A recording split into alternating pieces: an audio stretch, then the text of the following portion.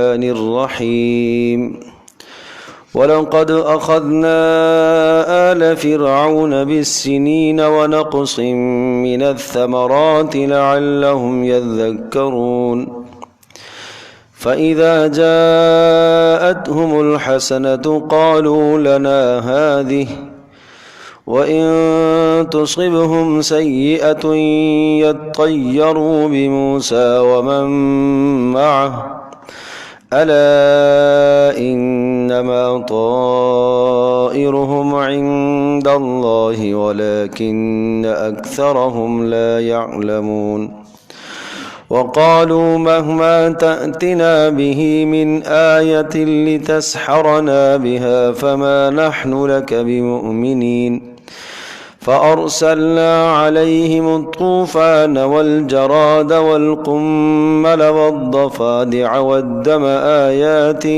مفصلات فاستكبروا وكانوا قوما مجرمين ولما وقع عليهم الرجز قالوا يا موسى ادع لنا ربك بما عهد عندك لئن كشفت عنا الرجز لنؤمنن لك ولنرسلن معك بني إسرائيل فلما كشفنا عنهم الرجز إلى أجل هم بالغوه إذا هم ينكثون فانتقمنا منهم فأغرقناهم في اليم بأنهم كذبوا بآياتنا وكانوا عنها غافلين وأورثنا القوم الذين كانوا يستضعفون مشارق الأرض ومغاربها التي باركنا فيها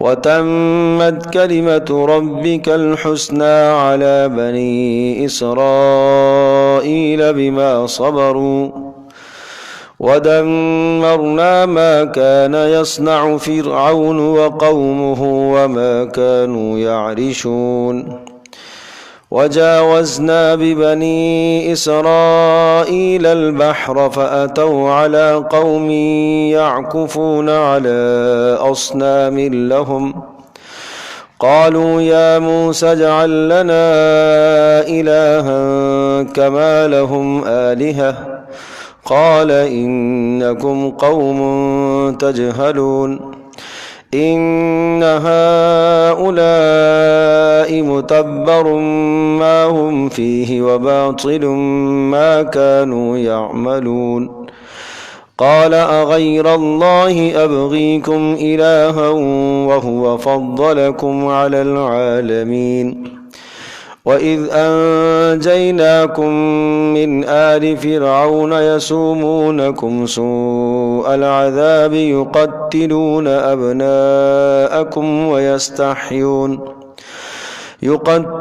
أبناءكم ويستحيون نساءكم وفي ذلكم بلاء من ربكم عظيم لا إله إلا الله وحده لا شريك له له الملك وله الحمد يحيي ويميت وهو على كل شيء قدير وَلَقَدْ أَخَذْنَا آلَ فِرْعَوْنَ بِالسِّنِينَ وَنَقْصٍ مِّنَ الثَّمَرَاتِ لَعَلَّهُمْ يَذَّكَّرُونَ گزشتہ آیات مقدسہ کے اندر یہ مضمون ذکر تھا کہ حضرت موسیٰ علیہ السلام نے فرعون اور اس کے تمام اراکین کو اللہ تبارک و تعالیٰ کی وحدانیت کی طرف، توحید کی طرف دعوت دی اور ان کے سامنے یہ مطالبہ رکھا کہ بنی اسرائیل پر ظلم نہ کیا جائے، انہیں آزاد کر دیا جائے۔ تو ان دو مطالبات کے بعد فرعون نے دلائل مانگے تھے، چنانچہ موسیٰ علیہ السلام نے دلائل بھی پیش فرمائے، معجزات بھی دکھا دیے، اور جب معجزات دکھا دیے جاتے ہیں، دلائل سارے آ جاتے ہیں، حجت جب تام ہو جاتی ہے تو پھر اللہ کی طرف سے عذاب کی صورتیں نازل ہونا شروع ہو جایا کرتی ہیں۔ اسی طرح سے جب یہاں حجت ہر طرح کی تام ہو گئی پھر بھی انہوں نے نہ مانا، فرعون اور اس کے تمام اراکین نے موسیٰ علیہ السلام کی تکذیب کی، مقابلے پر اتر آئے، جادوگروں کے ذریعے سے مقابلہ کیا۔ اس مقابلے میں بھی اللہ تبارک تعالیٰ نے ان کو ذلیل اور رسوا فرمایا، اور جادوگر سارے کے سارے ایمان لے آئے، اور آنن فانن ان کے ایمان کو اللہ پاک نے ترقی عطا فرمائی اور ان کے دلوں میں ایمان راسخ ہو گیا۔ اور فرعون جب ان کے پیچھے لگ پڑا اور ان کو قتل کرنے کی سوچنے لگا تو قوم کے لوگوں نے کہا کہ اصل جس کو تو فتنے کی بنیاد سمجھتا ہے وہ موسیٰ اور ان کے بھائی ہارون ہیں، ان کو تو آپ نے چھوڑ دیا اور اپنے قوم کے افراد کو تو نے مارنا شروع کر دیا۔ تو اس وقت پھر اس نے قتل کا منصوبہ بنایا تھا کہ ٹھیک ہے، موسیٰ علیہ السلام کی قوم کو ختم کرنے کے لیے، بنی اسرائیل کو ختم کرنے کے لیے قتل کا منصوبہ اس نے بنایا۔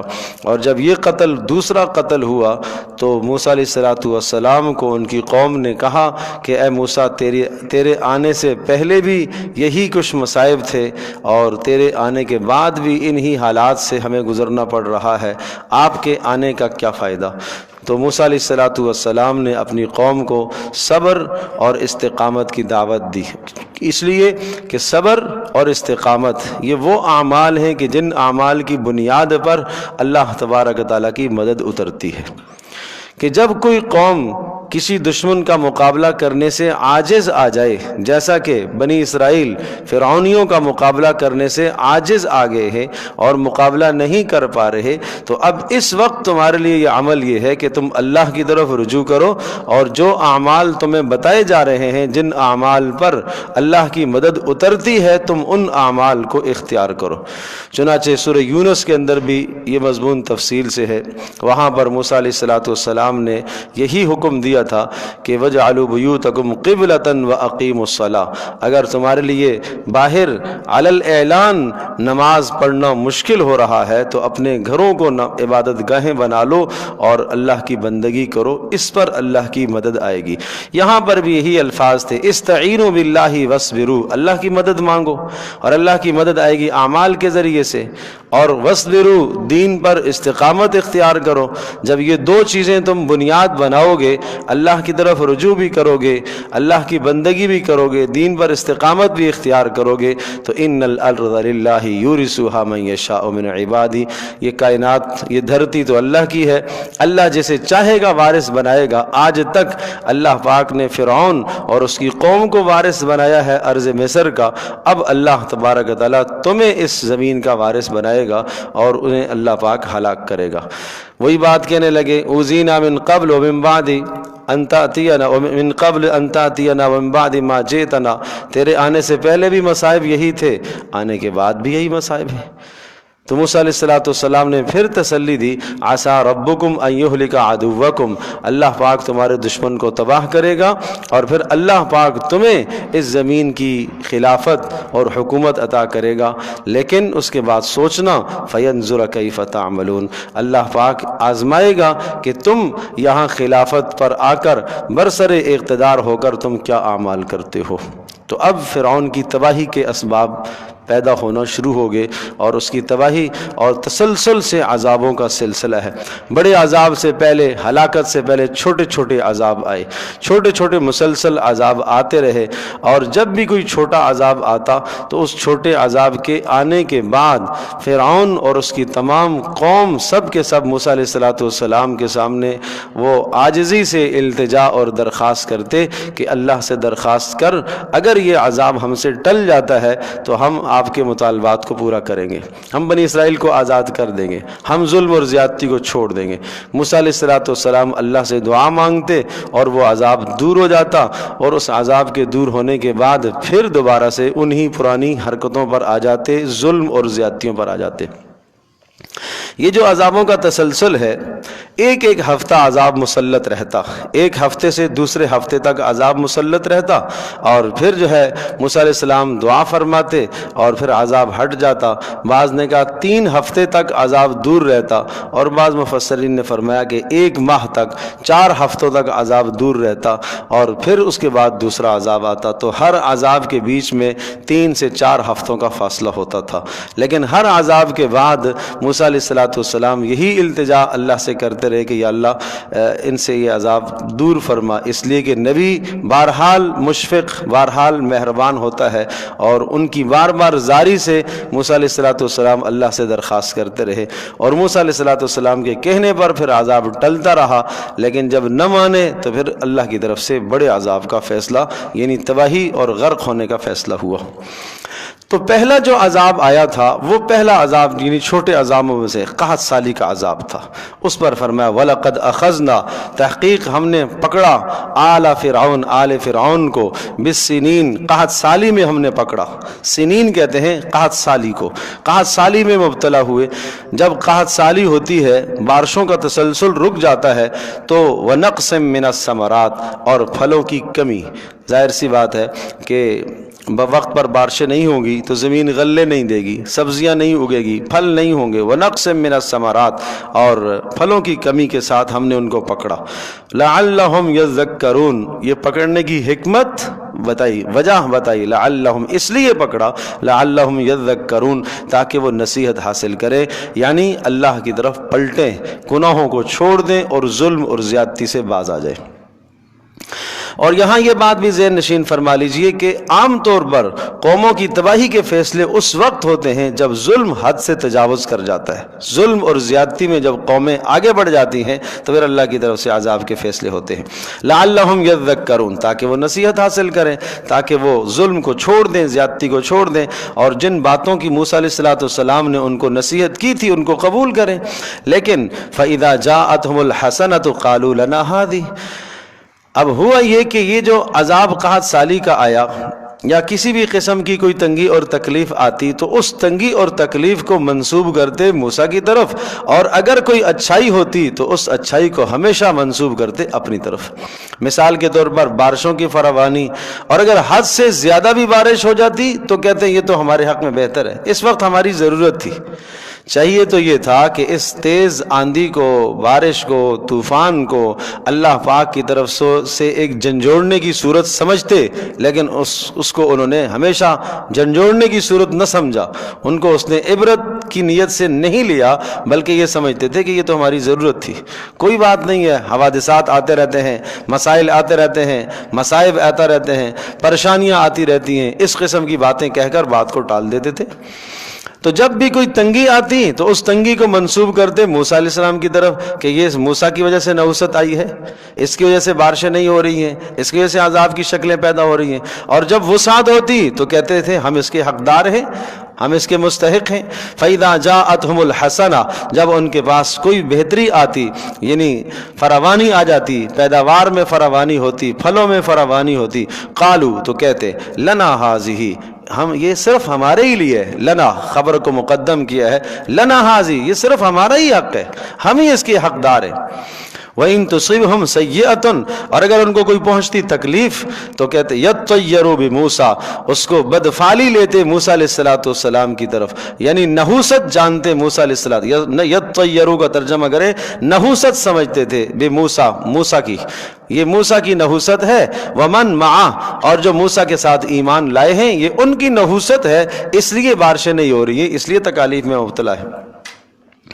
عقیدہ سمجھایا کہ نحوست کا تعلق موسیٰ کے ساتھ نہیں ہے، نحوست کا تعلق تمہارے اعمال سے ہے، انما طائرہم عند اللہ، یہ شومی اور یہ نحوست، یہ بدنصیبی، یہ پھلوں کی قلت اور کمی، یہ اللہ کی طرف سے ہے اور تمہارے اعمال کا نتیجہ ہے، اور اس لیے ہے تاکہ تم سمجھو، تاکہ تم عبرت حاصل کرو۔ ولیکن اکثرہم لا یعلمون، لیکن اکثر لوگ اس بات کو نہیں جانتے۔ کس بات کو نہیں جانتے؟ کہ ان نحوستوں کا آنا بد اعمالیوں کی وجہ سے ہوتا ہے، اس بات کو نہیں سمجھتے۔ اکثر لوگ اس بات کو نہیں سمجھتے. دوسرا معنی، اکثر لوگ اس بات کو نہیں سمجھتے کہ نیک لوگوں کی طرف اس بات کو منسوب کرنا بدتمیزی ہے، جیسے موسیٰ علیہ السلام کی طرف منسوب کر رہے ہیں. وقالو کہتے مہما تأتنا بہ من آیت لتسحرنا بہا، جب بھی موسیٰ علیہ السلام کوئی نشانی دکھاتے، کوئی معجزہ دکھاتے، مہما تأتنا بہ من آیت، جب بھی وہ اللہ پاک کی طرف سے لے کے آتا ہے ہماری پاس کوئی بھی نشانی لے کے آتا ہے، یہ کیوں لاتا ہے؟ لتسحرنا بہا، یہ اس لیے لاتا ہے تاکہ اس نشانی کے ذریعے سے ہمارے اوپر سحر کرے، نظر بندی کرے ہمارے اوپر. یہ اس لیے ایسی ایسی نشانیاں لے کے آتا ہے، کبھی عصا دکھاتا ہے، کبھی ہاتھ دکھاتا ہے، کبھی جناب بارشوں کی قلت کی باتیں کہتا ہے. یہ سب کچھ اس لیے ہے لتسحرنا بہا، تاکہ یہ ہمارے اوپر جادو کرے. فما نحن لک بمؤمنین، یہ سمجھ لو کہنے لگے فما نحن لک بمؤمنین، اے موسیٰ ہم آپ کی بات نہیں سنتے، ہم آپ کی بات نہیں مانتے.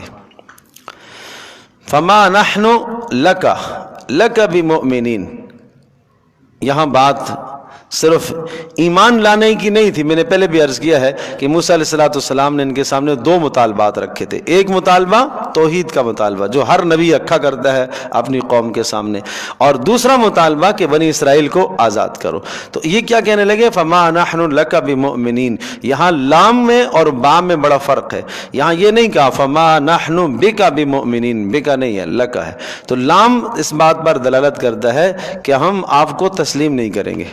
ایمان لانے کی بات نہیں کہہ رہے، یہ نہیں کہہ رہے کہ ہم آپ پر ایمان نہیں لائیں گے، نہیں، ہم آپ کو سر سے مانتے ہی نہیں ہیں، ہم آپ کی بات سر سے تسلیم ہی نہیں کرتے، ہم آپ کی قوم کو آپ کے ساتھ چھوڑنے کے لیے تیار ہی نہیں ہے، آپ کا کوئی مطالبہ ہمیں تسلیم نہیں ہے. ایمان لانا تو بعد کی بات ہے، آپ کا یہ ظاہری مطالبہ بھی ہمیں تسلیم نہیں ہے. یہ دو صورتیں آ چکی، سنین اور نقص ثمرات، یہ دو عذاب. اس کے بعد فَأَرْسَلْنَا عَلَيْهِمُ الطُّوفَانَ، پھر جب سرکشی میں آگے بڑھے ہم نے ان کے اوپر بھیجا، فَأَرْسَلْنَا ہم نے بھیجا عَلَيْهِمْ ان کے اوپر الطوفان، بارش کی کثرت. یہ طوفان سے مراد بارش کی کثرت مراد ہے. اس قدر بارشیں ہوئیں کہ کھیتیوں میں پانی بھر گیا، فصلیں تباہ ہو گئی، گھروں کے اندر پانی داخل ہو گیا، اور ایک ہفتہ تک یہ سیلاب کی کیفیت کے اندر رہے، اور ان کے لیے سونا مشکل، جینا مشکل، رہنا مشکل. تو ایک ہفتہ تک یہ عذاب مسلط رہا. موسیٰ علیہ السلام سے درخواست کی کہ اللہ پاک نے آپ سے وعدہ کیا ہے، اور تو یوں کہتا ہے کہ اللہ پاک میری دعا کو سنتا ہے. اللہ سے دعا مانگ کہ یہ عذاب ٹل گیا تو ہم بنی اسرائیل کو آپ کے ساتھ بھیج دیں گے، آزاد کر دیں گے. ہماری توبہ بھائی. موسیٰ علیہ السلام نے دعا فرمائی، دعا کے نتیجے میں عذاب ٹلا، اور عرض کر چکا ہوں کہ 3 ہفتے یا 4 ہفتے عذاب دور رہا، عفت کے ساتھ، عافیت کے ساتھ انہوں نے وقت گزارا. لیکن جب نہ مانے تو پھر اگلا عذاب آیا، جراد، ٹڈیوں کا عذاب. ٹڈی دل، بڑے بڑے لشکر ٹڈیوں کے گھروں کے اندر گھس گئے، ان کے دروازے کھا گئے، کھڑکیاں کھا گئے، فصلیں تو فصلیں تباہی ہو گئیں، گھروں کے اندر گھس گئے. ٹڈیاں وہ اتنی آ گئیں کہ گھروں کے اندر گھس گئی اور سب کچھ انہوں نے تباہ کر دیا. یہ عذاب بھی اسی طرح سے 1 ہفتہ مسلط رہا. پھر درخواست کی موسیٰ علیہ السلام سے، اے موسیٰ اللہ سے دعا کر یہ عذاب ہٹ جائے تو اب ہمارا وعدہ ہے کہ اب ہم بنی اسرائیل کو آپ کے ساتھ چھوڑ دیں گے، آپ کے مطالبات مانیں گے. موسیٰ علیہ السلام نے پھر دعا فرمائی، پھر عذاب ہٹا. پھر 3 ہفتے یا 4 ہفتے سکون سے گزارے. پھر اس کے بعد جب دوبارہ ظلم اور زیادتی پر آئے تو اللہ نے قمل کا عذاب، قمل کے 2 معنی ہیں. ایک معنی ہے جوں، اللہ نے جوؤں کا عذاب مسلط کیا، اور دوسرا معنی ہے قنبل، وہ گھن جو ہوتا ہے غلوں کے اندر جو پیدا ہو جانے والا کیڑا کہلاتا ہے، اس کو بھی کہا. اور بعض نے یہ کہا کہ جناب اس سے مراد، قنبل سے مراد دیمک ہے. تو اس قسم کا کوئی کیڑا ان پر مسلط ہوا، اور زیادہ تر راجح قول یہ ہے کہ قنبل سے مراد ایک تو جوئیں ہیں اور ایک گندم کے اندر پیدا ہونے والا گن اور کیڑا. تو جوئیں بھی آئی ہیں اور اتنی زیادہ مسلط ہو گئیں کہ چہرے سے نیچے آ کے اتر رہی ہے، بالوں میں، گھروں کے اندر، بستروں میں تباہی ہو گئی۔ اور اسی طرح سے جناب وہ غلے جتنے اندر رکھے ہوئے ہیں، اگر گندم وہ پسوانے کے لیے 10 کلو گندم لے کے جاتے ہیں تو اس میں سے آٹا صرف 3 کلو نکلتا ہے، اس لیے کہ اندر سارا کیڑے نے کھا لیا ہے، کھوکھلی ہو چکی ہے، گندم کے دانے بھی اندر سے کھوکھلے ہیں، کوئی شے حاصل نہیں ہو رہی ہے، تنگ آگے۔ یہاں پر بھی وہی بات پھر موسیٰ علیہ السلام سے کہنے لگے دعا کر، اگر یہ عذاب ٹل گیا تو اب اس کے بعد ہم آپ کی بات مانیں گے۔ موسیٰ نے دعا فرمائی، اللہ پاک نے عذاب دور کر دیا، پھر سرکشی پر آئے، پھر ضفادع مینڈکوں کا عذاب مسلط ہوا۔ ضفدع کی جمع ہے مینڈک، مینڈکوں کا عذاب۔ یہ عذاب ایسا تھا کہ گھروں کے اندر، ہانڈیوں کے اندر، برتنوں میں اور پینے کے، کھانے کے، یہاں تک کہ بستروں میں جب یہ لیٹنے کے لیے رات کو کروٹ لیتے تھے تو ادھر ڈھیر لگا ہوا ہے مینڈکوں کا، ادھر کروٹ لیتے ادھر ڈھیر لگا ہوا ہے، بیٹھے ہوئے ہیں تو وہاں اچھل اچھل کے سالن میں، کھانے میں، چیزوں میں مینڈکے کیا کرتے۔ وَالدَّمَ آیَاتٍ مُفَصَّلَاتٍ، اور اس کے بعد پھر دم، خون کا عذاب آیا، خون کا عذاب آیا۔ جس چیز کو اٹھائیں تو خون نکلے، کھانے کی، پینے کی چیزیں، گلاس پانی کا ہاتھ میں ہے، پانی اپنے ہاتھ سے بھی ڈالا، صاف ستھرا ہے، منہ کے قریب کریں تو خون بن گیا۔ اور وہی گلاس اسی وقت اگر موسیٰ علیہ السلام کے کسی فرد کو دیا جائے، وہ اسی گلاس کو لیتا، وہ پانی ہوتا۔ اس کے گلاس میں آتا تو وہ کیا ہے، اس کے ہاتھ میں آتا تو وہ خون بن جاتا۔ تو اس عذاب سے بھی تنگ آگے۔ وَالدَّمَ آیَاتٍ مُفَصَّلَاتٍ، فرمایا یہ مسلسل اللہ پاک نے پے در پے نشانیاں بھیجی ہیں۔ فَاسْتَكْبَرُوا، انہوں نے تکبر کیا، غرور کیا۔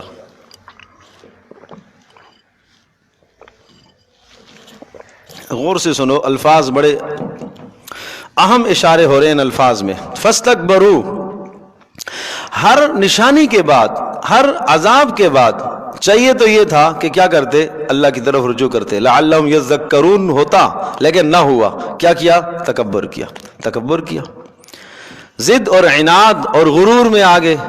اچھا اگلا لفظ دیکھیں، وَكَانُوا قَوْمًا مُجْرِمِينَ، اور تھے یہ جرائم پیشہ لوگ۔ تو یہ لفظ کانو بتا رہا ہے کہ اللہ تبارک تعالیٰ کے عذابوں کا جو تسلسل آیا ہے ان کے دائمی جرم کی وجہ سے آیا ہے۔ ایک مرتبہ اگر کوئی آدمی جرم کر لیتا ہے، 2 مرتبہ کر لیتا ہے تو ایسا نہیں ہوتا، اللہ کی طرف سے عذاب نہیں برستے۔ جب مسلسل ایک آدمی عذاب کے اندر آگے جاتا رہتا ہے، گناہ اور سرکشی میں آگے کودتا رہتا ہے، تو پھر اللہ کی طرف سے فیصلے ہوتے ہیں عذابوں کے۔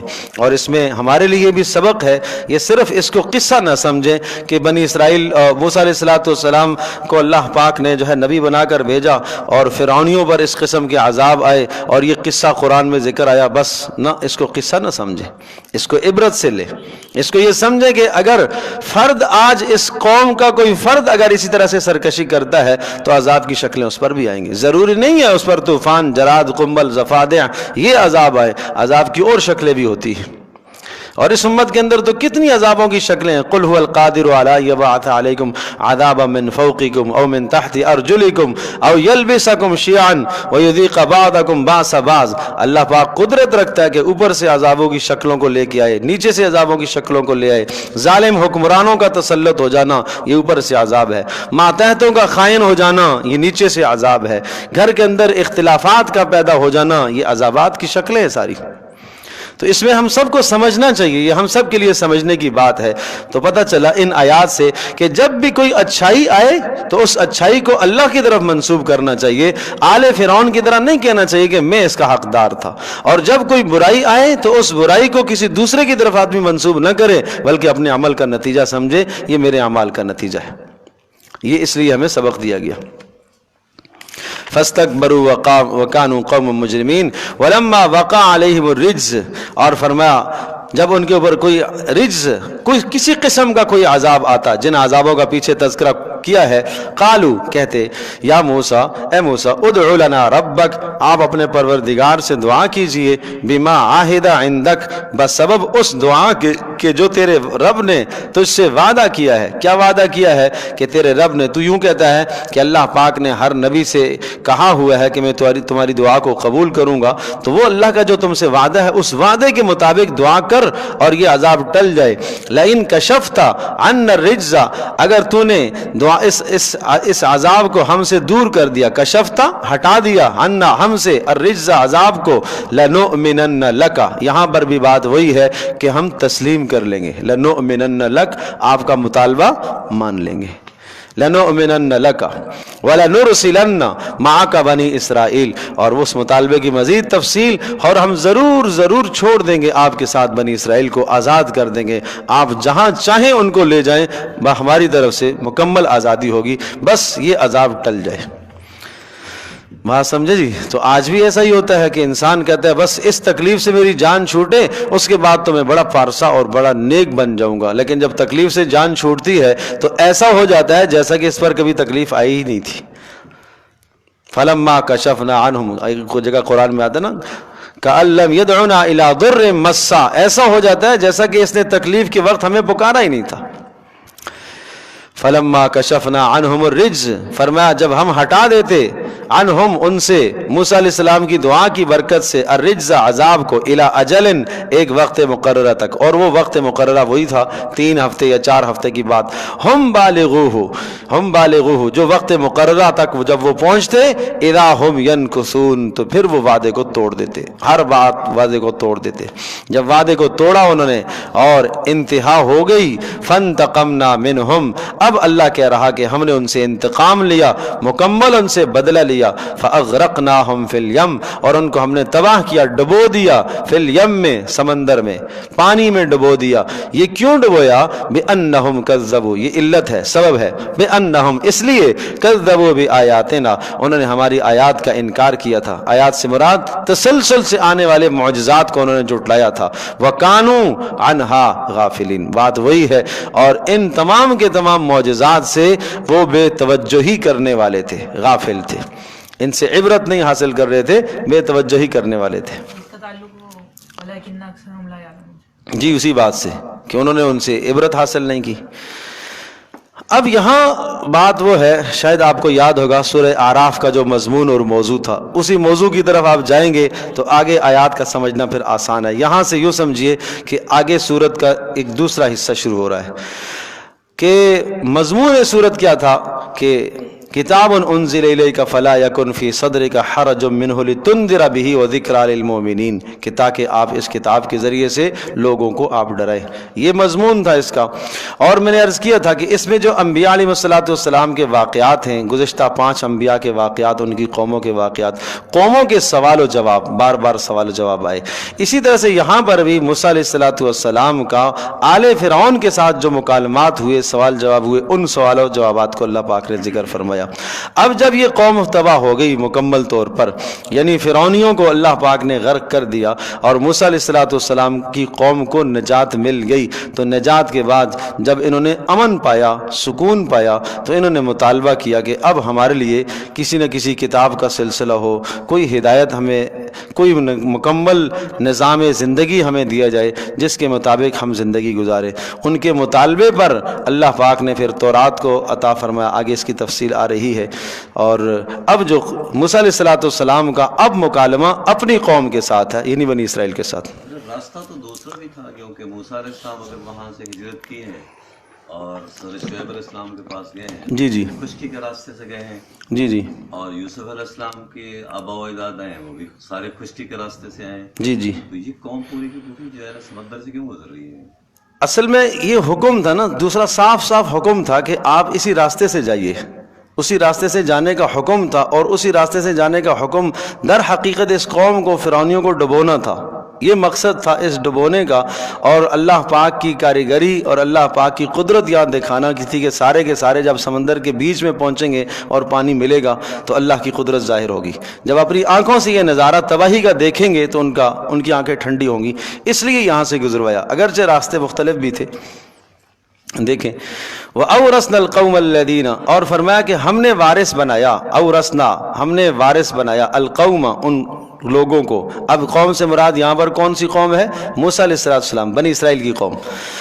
الذین کانوا یستضعفون، جو تھے زمین میں بڑے کمزور شمار کیے جاتے تھے، جن کو فرعونیوں نے کمزور کر رکھا تھا، تسلط کر رکھا تھا. مشارق الارض ومغاربها التي بارکنا فیہا، ارض مصر یا ارض شام کے مشرقی کناروں کی طرف بھی اور مغربی کناروں کی طرف بھی، مراد ہر سمت ہے. ہر سمت میں جو اس گرد و نواح کی، یعنی وہ جو پوری پٹی ملک مصر کی اور شام کی تھی، وہاں ان کو بڑی حقارت کی نگاہ سے دیکھا جاتا تھا. مشارق الارض، زمین کے مشرقی کناروں میں بھی اور مغربی کناروں میں بھی. التی بارکنا فیہا، وہ زمین جس میں ہم نے برکتیں دی. اس سے مراد پھر ارض شام ہے کہ جہاں جا بجا اس کو بارکنا فیہا کہا، اللہ پاک کی طرف سے برکتوں کا نزول، اور برکتوں کا نزول وہاں انبیاء کا تسلسل بھی ہے، اس لیے ارض شام کو ارض مبارکہ، ارض مقدسہ کہا جاتا ہے. اچھا جی، وَتَمَّتْ كَلِمَةُ رَبِّكَ الْحُسْنَى عَلَى بَنِي إِسْرَائِيلَ بِمَا صَبَرُوا، اور مکمل ہوا تیرے پروردگار کا فیصلہ بنی اسرائیل پر، یعنی اللہ نے ان کی مدد کی. کیوں؟ بس بما صبروا، بس سبب ان کے صبر کرنے کے. تو پتہ چلا کہ اللہ کی مدد اور دشمن کی تباہی ہوتی ہے صبر کی بنیاد پر، دین پر، استقامت کی بنیاد پر. وَدَمَّرْنَا مَا كَانَ يَصْنَعُ.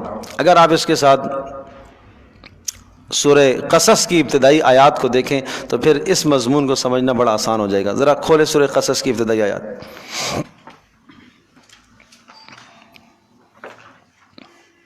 مجھے دکھاؤ ذرا، قرآن دکھاؤ.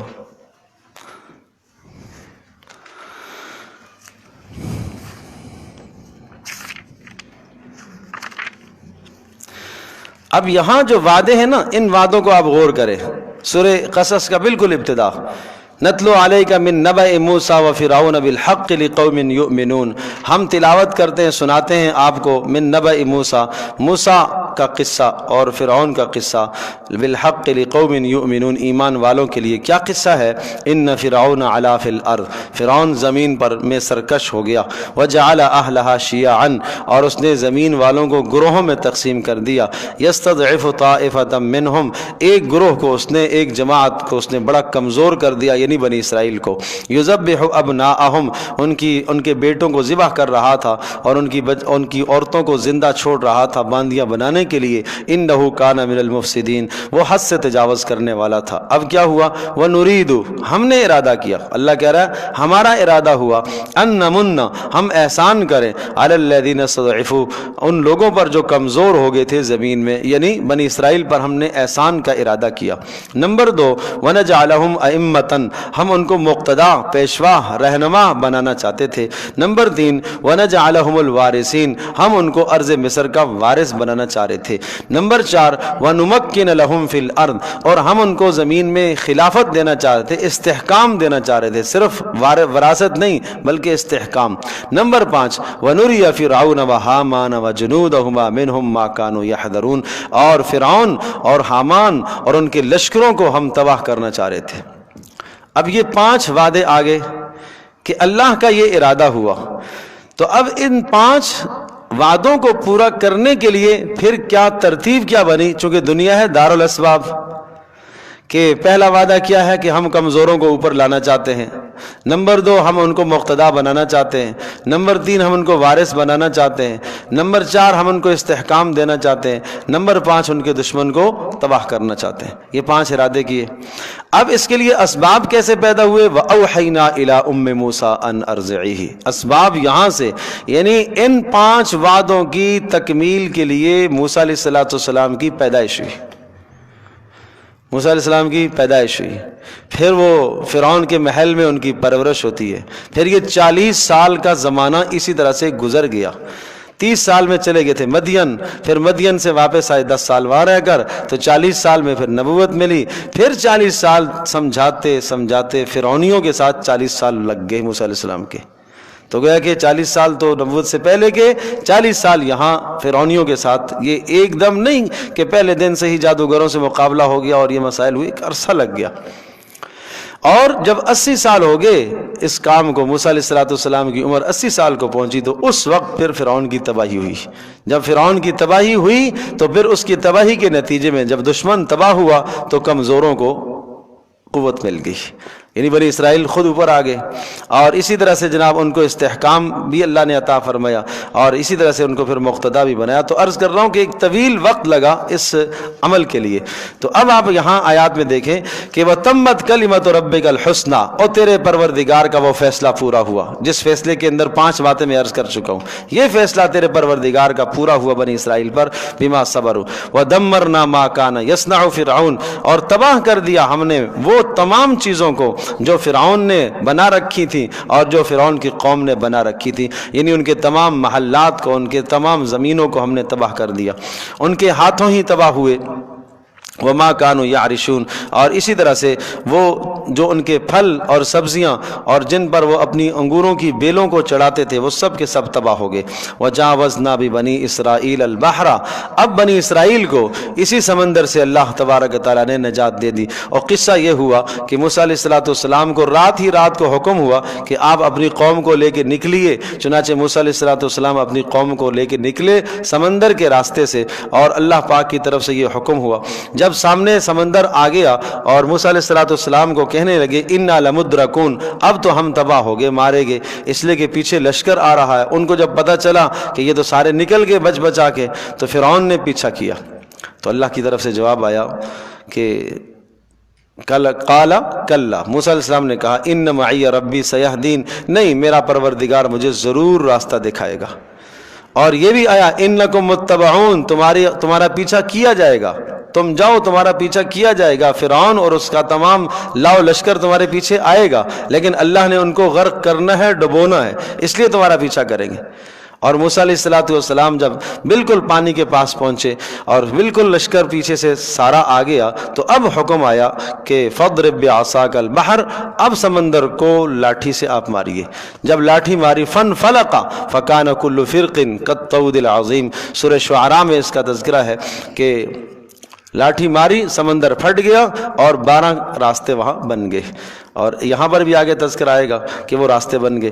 اب جب یہ پار ہو گئے اور بالکل یوں سمجھے کہ ان کا آخری آدمی سمجھ لیں کہ کنارے پر ہے، نکلنے کے کنارے، اور فرعون کا لشکر جب مکمل طور پر بیچ میں آ گیا کہ اس لشکر کا پہلا آدمی سمندر کے اس کنارے اور دوسرا آدمی سمندر کے اس کنارے ہے، پورا کا پورا لشکر جب بیچ میں آ گیا، اللہ پاک نے پانی کو ملنے کا حکم دیا۔ تو پانی جب ملا تو سب نے ڈوبنا ہی تھا، تباہی ہوئی سب کی۔ اس کے بعد جب موسیٰ علیہ السلام کی قوم نے یہ سارا منظر اپنی آنکھوں دیکھا، میں عرض کر رہا ہوں کہ یہاں یہ مقصود نہیں ہے، یہاں یہ بتانا مقصود نہیں ہے، اس لیے اس واقعے کو تفصیل سے ذکر نہیں کیا ہے کہ فرعون کی تباہی کیسے ہوئی، لشکر کیسے تباہ ہوا، یہ سورہ یونس میں تفصیل سے آئے گا، سورہ شعراء کے اندر پھر تفصیل سے آتا ہے۔ یہاں صرف قوم کے ساتھ جو مکالمات ہیں ان مکالمات کو ذکر کیا جا رہا ہے۔ تو اللہ پاک نے بنی اسرائیل کو جب نجات دی، فَأَتَوْا عَلَىٰ قَوْمٍ، سمندر سے نکل گئے، فَأَتَوْا عَلَىٰ قَوْمٍ، اور ایک قوم کے پاس سے گزر ہوا ان کا، يَعْكُفُونَ عَلَىٰ أَصْنَامٍ، جو جھکے ہوئے تھے بتوں کے اوپر، اور عَلَىٰ أَصْنَامٍ لَهُمْ، اپنے بنائے ہوئے، اپنے گڑے ہوئے بتوں پر جھکے ہوئے تھے۔ أَصْنَامٍ نکرہ استعمال کیا، گھٹیا، تراشے ہوئے، اپنے ہاتھوں سے تراشے ہوئے۔ قالو، کہنے لگے یہ یا موسیٰ، اے موسیٰ، اجعل لنا الہن کما لہم آلہہ، اے موسیٰ ہمارے لیے بھی کوئی معبود لے آ، اجعل لنا، کوئی تصور کر لے، کوئی تجویز کر لے، ہمارے لیے بھی کوئی معبود تصور کر لے، تجویز کر لے، کما لہم آلہہ، جیسا کہ ان کے لیے ہے۔ قالا، موسیٰ علیہ السلام نے جواب دیا، انکم قوما تجہلون، یہ کیا جہالت والی باتیں کرتے ہو، یہ جہالت والی باتیں کرتے ہو کہ اللہ تبارک و تعالیٰ جس نے تمہیں نجات دی اس کو تم چھوڑ کر کسی اور کے در پر اپنے آپ کو جھکاؤ گے۔ ان ہؤلاء متبر ما هم فیہ وباطل ما كانوا يعملون، موسیٰ علیہ السلام نے فرمایا ان ہؤلاء، بے شک یہ سارے کے سارے، متبر ما هم، یہ تباہی اور ہلاک ہونے والے ہیں، ما هم فیہ، جس چیز کے اندر ہے، یعنی جس مذہب کے اندر اور جس دین کے اندر ہے، یہ سب باطل ہے، وباطل ما كانوا يعملون، اور جو اعمال کر رہے ہیں وہ سارے کے سارے اعمال بھی ان کے ضائع ہو کر ہی رہیں گے۔ قال اغیر اللہ ابغیکم، تم مجھے یہ کہہ رہے ہو کہ ہمارے لیے کوئی الہ اور معبود تجویز کرو۔ قال اغیر اللہ ابغیکم الہا، حالانکہ کیا ہو، قال کہا، اغیر اللہ ابغیکم الہا، کیا اللہ کے سوا کسی اور کو میں تمہارے لیے رب تلاش کروں، اغیر اللہ، کیا اللہ کے علاوہ، ابغیکم تلاش کروں میں تمہارے لیے الہا، کوئی معبود، وہو فضلکم علی العالمین، اور اس رب نے تمہیں نجات دی، اور اس رب نے تمہیں فضیلت دی جہان والوں پر. ساری فضیلتیں اس نے, یہاں پر مراد جہان والوں سے مراد اس زمانے کے جو لوگ ہیں, اس زمانے والوں پر اللہ پاک نے تمہیں فضیلت دی. اب یہاں پر پھر تذکرہ آیا ہے موسیٰ علیہ السلام کی قوم کا قتل اور بچیوں کا زندہ چھوڑنا. اب یہ تذکرہ کیوں ہے؟ پیچھے بھی ذکر آیا, یہاں جو تذکرہ آیا موسیٰ علیہ السلام ان کو وہ نعمت یاد دلا رہے ہیں کہ دیکھو تمہارے ساتھ کیا حال تھا, اللہ پاک نے کس مشقت سے تمہیں نجات دی ہے. وَإِذْ أَنْجَيْنَاكُمْ, اور وہ وقت تم کیوں نہیں یاد کرتے ہو, اِذْ أَنْجَيْنَاكُمْ, جب ہم نے تمہیں نجات دی آل فرعون سے, يَسُومُونَكُمْ سُوءَ الْعَذَابِ, وہ تمہیں چکا رہے تھے اور تمہیں مبتلا کر رکھا تھا انہوں نے, سوء العذاب, بدترین عذاب میں انہوں نے تمہیں مبتلا کر رکھا تھا. اور اس بدترین عذاب کی شکل کیا تھی؟ یقتلون ابناءکم, وہ تمہارے بیٹوں کو, بچوں کو قتل کر رہے تھے. ویستحیون نساءکم, اور تمہاری عورتوں کو زندہ چھوڑتے تھے غلام اور باندیاں بنانے کے لیے. وفی ذالکم بلاء من ربکم عظیم, اس میں دو معنی ہیں. وفی ذالکم بلاء عظیم, عظیم صفت ہے بلاء کے لیے کہ یہ نجات پا جانا یہ اللہ کی طرف سے تمہارے لیے بڑا انعام ہے. ایک معنی یہ ہے. دوسرا کہ یہ تمہارا قتل ہونا اور بچیوں کا اس طرح سے چھوڑ دینا یہ تمہارے لیے بہت سخت آزمائش تھی. بلا آزمائش بھی ہے اور بلا کا معنی نعمت بھی ہے, دونوں معنی ہیں اس کے. وفی ذالکم بلاء من ربکم عظیم, یہ بہت بڑی بلا اور بہت بڑی آزمائش تھی تمہارے لیے, یا بہت بڑا اللہ کی طرف سے تمہیں انعام ملا.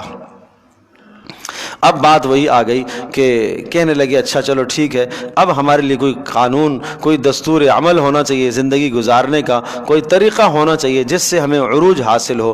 وواعدنا موسیٰ 30 لیلۃ واتممناها بعشر فتم میقات ربہ 40 لیلہ, ہم نے وعدہ کیا موسیٰ علیہ السلام سے 30 لیلۃ, 30 راتوں کا. 30 لیلتن, لیلہ کے لفظ سے اشارہ کیا ہے کہ حساب و کتاب قمری حساب سے کرنا, راتوں کے حساب سے کرنا وہ زیادہ بہتر ہے, اس لیے لیلہ کا لفظ آیا ہے. وَأَتْمَمْنَاهَا بِعَشْرٍ, اور مزید ہم نے مکمل کی ہیں ان کے لیے بعشرٍ 10 راتیں. اور فَتَمَّ مِيقَاتُ رَبِّهِ 40 لیلہ, تو مکمل ہوا تمہارے پروردگار کا وقت جو مقرر کیا ہوا تھا 40 لیلتن, وہ 40 راتوں کا. موسیٰ علیہ السلام کو حکم ہوا کہ طور پر آؤ اور اعتکاف کرو 30 دن, اور 30 دن کے بعد اللہ پاک آپ کو ایک زندگی کا دستور عطا کریں گے, ایک کتاب اللہ پاک آپ کو دے گا. یہ وحی آئی موسیٰ علیہ السلام کی طرف. موسیٰ علیہ السلام پیچھے اپنے پیچھے حضرت ہارون علیہ السلام کو اپنا نائب اور اپنا خلیفہ بنا کر آئے. اور یہ اس سے سبق ہمیں یہ سمجھ میں آتا ہے کہ ہر سربراہ کو چاہیے کہ وہ اپنے جانے کے بعد پیچھے اپنا کسی کو نائب مقرر اور متعین کر کے جائے. یہ انبیاء علیہ السلام کی سنت ہے, موسیٰ علیہ السلام کی یہ سنت ہے. تو 30 دن جب گزر گئے, 30 راتیں گزر گئی, تو موسیٰ علیہ السلام نے 30 راتوں کے بعد افطار کے بعد, اچھا روزے کے ساتھ تھی یہ سارے ایام روزوں کے ساتھ تھے, راتیں بھی گزارنی تھیں, دن روزوں کے ساتھ گزارنا تھا. تو موسیٰ علیہ السلام نے مسواک استعمال فرمایا. مسواک استعمال فرمایا تو منہ کی جو رائحہ تھی, منہ کی جو خوشبو تھی, وہ خوشبو زائل ہو گئی. اور اس وقت اس خوشبو کا ہونا مطلوب تھا. جب وہ زائل ہو گئی تو مزید اللہ پاک نے اس کو برقرار رکھنے کے لیے اور پیدا کرنے کے لیے 10 راتیں مزید ٹھہرنے کا حکم دیا. اس سے یہ لازم نہیں آتا کہ مسواک روزے کی حالت میں نہیں کرنا چاہیے. اس میں دو باتیں ہیں. ایک بات تو یہ ہے کہ یہ بات اس امت کے ساتھ تھی, موسیٰ علیہ السلام کے ساتھ خاص تھی. اس امت کے ساتھ حضرت صلی اللہ علیہ وسلم نے خود روزے کی حالت میں مسواک استعمال فرمائی ہے. مسواک کے استعمال کرنے کا حکم بھی دیا ہے, بہت تاکید کے ساتھ حکم دیا ہے. اور یہ بات بھی ذہن نشین کرنے کی ہے کہ موسیٰ علیہ السلام, انبیاء علیہ السلام کی وہ بلند ہستیاں ہیں کہ ان کے منہ سے کسی قسم کی بو نہیں آتی, کسی کوئی رائحہ کریہہ یا ناپسندیدہ بو نہیں ہوتی ہے کہ جس کو زائل کیا گیا ہے. اللہ پاک کی طرف سے یہ منشا تھی. تو واتممناها بعشر, بہرحال 40 راتیں موسیٰ علیہ السلام نے وہاں پوری کی. 40 راتوں سے یا 40 دنوں سے ایک بات یہ بھی مفسرین نے نکالی, یہ سمجھ میں آتی ہے کہ انسان کے نفس کے سدھار کا بہت گہرا تعلق ہے 40 دنوں کے ساتھ, کہ انسان کا مزاج بھی اسی طرح سے ہے. ثم خلقنا النطفة علقة فخلقنا العلقة مضغة, کہ رحم مادر کے اندر بھی 40 دنوں کے بعد ایک حالت سے دوسری حالت میں آدمی بدلتا ہے. تو کسی انسان کے مزاج کو بدلنا ہے تو 40 دن اس کو کسی اچھے ماحول میں لایا جائے تو امید ہے اس کا مزاج بدل جائے گا، اس کے طبیعت میں فرق آئے گا، گناہوں کی طرف سے، نافرمانیوں کی طرف سے اس کو خلاصی مل جائے گی، کچھ نہ کچھ اس کے اندر بہتری آ جائے گی۔ اچھے ماحول میں 40 دن اسے رکھا جائے۔ وقال موسیٰ، موسیٰ علیہ السلام نے کہا اپنے بھائی ہارون سے، اخلفنی فی قومی، میرے نائب بن جاؤ فی قومی، میری قوم میں، واصلح، اور خیال کرتے رہنا، اصلاح کی بات کہتے رہنا۔ معنی یہ تھا کہ نبی تو ویسے بھی اصلاح کی بات کرتا ہی ہے، مطلب مزید کرتے رہنا۔ ولا تتبع سبیل المفسدین، اور اتباع نہ کرنا حد سے تجاوز کرنے والوں کی، ان میں سے کسی کی بات کی پرواہ نہ کرنا۔ اگر حضرت ہم اس کو یوں اگر اس بات کو کہیں کہ جی وعدنا موسیٰ 30 لیلہ، جی، اللہ تعالیٰ کی مرضی ہی 40 رات کی تھی، جی جی وہ 30 راتیں ذیقعت کی اور 10 راتیں ذی الحجہ کی، اور اللہ پاک 10 ذی الحجہ تک لے جانا چاہتے تھے۔ اگر ہم جی جی 30 راتیں اللہ نے وعدہ کیا تو 10 راتیں ابھی موسیٰ علیہ السلام مسواک کر لیں گے کہ اللہ کا عالم الغیب نہیں تھے، انہیں معلوم نہیں تھا۔ جی جی ہم اس کے معنی اگر یوں لے لیں کہ اللہ پاک ہی 40 راتیں رہنا چاہتا تھا، جی جی 30 راتیں ذیقعت کی اور 10 ذی الحجہ جی، کی، دوسری جگہ پر چونکہ 40 کا بھی تذکرہ ہے تو کوئی مذائقہ نہیں ہے۔ اصل میں بات یہ ہے کہ اللہ پاک کی منشا تو بالکل بات یہی ہے، اللہ کی منشا 40 ہی کی تھی، لیکن اللہ پاک اس امر سے یہ سمجھانا چاہ رہا ہے کہ یہ دنیا دارالاسباب ہے، کوئی بھی کام ایسا نہیں ہے کہ آنن فانن ہو جائے۔ جیسے پیچھے میں نے آپ سے عرض کیا ہے کہ اس مسئلے کو 80 سال لگ گئے فرعون کی تباہی کو، اتنا طویل زمانہ لگنے کے بعد وہ اس کا غرق ہونا ثابت ہوا ہے۔ تو اس سے قصوں سے، ان واقعات سے یہ سمجھا جا رہا ہے کہ یہ دنیا دارالاسباب ہے۔ واقعات سے یہی سبق دیا جا رہا ہے کہ اللہ کی منشا تو 40 کی ہے، سمجھے جی؟ تو اللہ تو جانتا تھا کہ موسیٰ علیہ السلام نے مسواک کرنی ہے، موسیٰ علیہ السلام کو مزید 10 راتوں کا حکم دیا جا رہا ہے، لیکن یہ سمجھایا جا رہا ہے کہ دیکھیں کبھی کبھی اللہ پاک کے حکم کے اگر خلاف کوئی بات ہو جائے تو اس کی کوئی نہ کوئی ادنا تکلیف اس دنیا میں بھی آ سکتی ہے، سمجھے جی؟ تو یہ آزمائشیں تھی۔ اچھا، ایک بات تو پھر یہاں پر قوم کے لیے بھی سخت آزمائش تھی، اور وہ آزمائش یہ تھی کہ موسیٰ علیہ السلام جب 30 دن کے لیے گئے تو یہ بھی قوم کے لیے بڑا شاق گزرا۔ اچھا، وعدہ تھا بھائی 30 دن میں آ جائیں گے واپس، جب 30 دن میں نہیں آئے، پتہ چلا 10 دن مزید، تو اب قوم اور بگڑ گئی اور خرابیاں پیدا ہونا شروع ہو گئی۔ تو یہ ان کے لیے بھی ایک سخت امتحان اور آزمائش ہے کہ اللہ کے نبی کی طرف سے جو بات ہے اس میں تو آگے تمہیں بدگمان نہیں ہونا چاہیے، تمہیں تسلیم کر لینا چاہیے تھا۔ تو یہ آزمائشیں ہیں۔ وَلَمَّا جَاءَ مُوسَىٰ لِمِيقَاتِنَا وَكَلَّمَهُ رَبُّهُ، اور جب موسیٰ علیہ السلام آ چکے ہمارے اس مقرر کردہ وقت پر پہنچ چکے، یعنی جہاں وقت مقرر تھا اور جو وقت تھا، جو جگہ تھی، وَكَلَّمَهُ رَبُّهُ، اور موسیٰ علیہ السلام سے بات کی ان کے پروردگار نے۔ قال، کیا ارشاد فرمایا؟ رب ارنی انظر الیک۔ موسیٰ علیہ السلام نے جب ہم کلامی فرمائی اور تورات کا نزول ہوا تو اس کے بعد موسیٰ علیہ السلام شدت محبت میں، حد درجے کی محبت، شدت اضطراب کی وجہ سے کہنے لگے، رب اے میرے پروردگار، ارنی انظر الیک، مجھے آپ دکھلا دیجئے، میں آپ کو دیکھنا چاہتا ہوں۔ ارنی، مجھے دکھلا دیجئے، انظر، میں دیکھ لوں، الیک، آپ کی طرف۔ قال، اللہ پاک نے ارشاد فرمایا، لن ترانی، تو مجھے نہیں دیکھ سکے گا ہرگز، ولکن انظر الی الجبل، لیکن دیکھ اس پہاڑ کی طرف، فإن استقر مکانہ، اگر یہ ٹھہر گیا اپنی جگہ پر، فسوف ترانی، تو تو مجھے دیکھ لے گا۔ فلما تجلی ربہ، جب تجلی ڈالی، نور نمودار ہوا تمہارے پروردگار کا، للجبل، اس پہاڑ پر، جعلہ دکن، اس نور نے اور اس تجلی نے کر دیا اس پہاڑ کو دکن، ریزہ ریزہ، وخر موسیٰ صاعقہ، اور موسیٰ علیہ السلام بے ہوش ہو کر گر پڑے۔ فلما افاق، اور جب ہوش پایا، قال، کہنے لگے، سبحانک، اے اللہ تو پاک ہے، تجھے نہیں دیکھا جا سکتا، تو دیکھے جانے سے اس دنیا میں پاک ہے۔ تبت الیک، اے اللہ میں توبہ کرتا ہوں، میں درخواست کرتا ہوں، وَأَنَا أَوَّلُ الْمُسْلِمِينَ، اور میں أَنَا أَوَّلُ الْمُؤْمِنِينَ، میں سب سے پہلے ماننے والا ہوں بن دیکھے۔ یہاں یہ بات ذہن نشین فرما لیجئے کہ اللہ تبارک و تعالیٰ کا دیدار، رؤیت باری تعالیٰ، قرآن مجید میں دوسرے مقام پر بھی لَا تُدْرِكُهُ الْأَبْصَارُ وَهُوَ يُدْرِكُ الْأَبْصَارَ وَهُوَ اللَّطِيفُ الْخَبِيرُ، کہ کوئی ابصار اس کا ادراک نہیں کر سکتی۔ اس دنیا میں اللہ تبارک و تعالیٰ کا دیدار ممکن نہیں ہے۔ اللہ تبارک و تعالیٰ کا دیدار نہیں ہو سکتا اس دنیا میں۔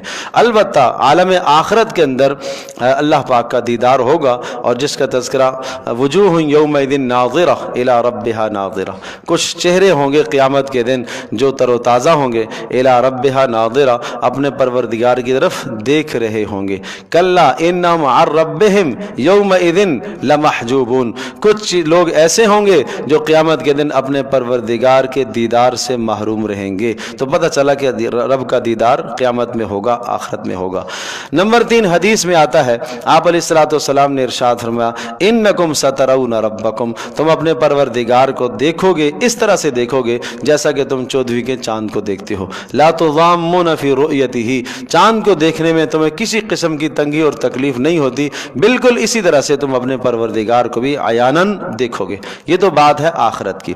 اب سوال یہ ہے کہ آخرت میں ہم اللہ کو دیکھیں گے، اللہ مکان سے، اللہ زمان سے، اللہ جگہ سے، ان تمام چیزوں سے مبرہ ہے، منزہ ہے، جہات سے اللہ پاک ہے۔